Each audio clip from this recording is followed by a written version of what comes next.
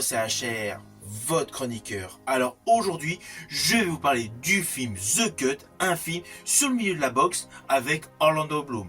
Eh bien, je vous le dis tout de suite, le film est un ratage complet. Ne vous attendez surtout pas à un Rocky ou autre Creed. Là, je vais vous parler d'un film qui, in fine, m'a fait perdre 1h30 de ma vie. 1h30 que je ne récupérerai jamais. Franchement, ce film est une véritable catastrophe molle. Le film est loin d'être énergique. Quand on a un film sur le milieu du sport, plus précisément la boxe, on s'attend à un film punchy. Eh bien non. Ceci dit, j'aurais dû m'en douter, car dès l'ouverture du film, celui-ci est totalement éclaté. Rien, il ne se passe rien.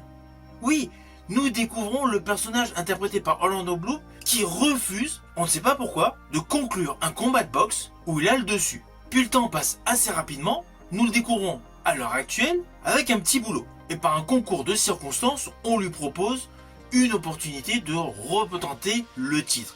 Il doit perdre du poids rapidement en moins d'une semaine. Mais alors je vous le dis tout de suite, dès le début de ce film, on a l'impression qu'il est en pause. Il n'y a aucune tension, aucun enjeu et surtout aucune accroche, en dehors de la perte de poids. On est censé être plongé dans un univers brutal, surtout au vu de l'affiche de cinéma. Perso, je m'attendais à un film brutal, physique, intense. Et en fait, on regarde des gens dans le vide. C'est lent, mais pas un lent scénaristique pour nous montrer un développement psychologique. C'est lent, c'est chiant, tout simplement. Et que dire d'Orlando Bloom, que j'ai particulièrement aimé dans Les Seigneurs des Anneaux, c'est clair, ou Kingdom of Heaven, aux côtés de Liam Neeson. Mais là, dans ce film, il est transparent. Alors oui, il a fait des efforts physiques, c'est indéniable. Il a suivi un entraînement, son corps s'est asséché, c'est clair. Ça là-dessus, rien à dire sur Orlando Bloom. Dans tous ses rôles, il a toujours été professionnel.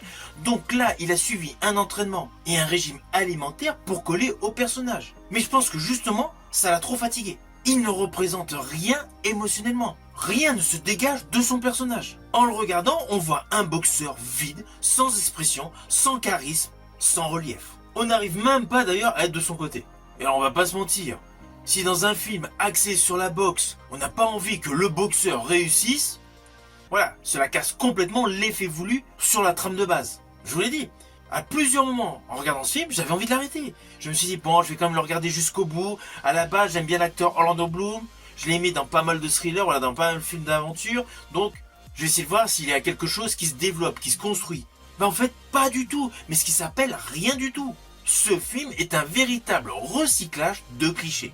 Avec de surcroît, zéro personnalité. Pourtant, il y avait du potentiel.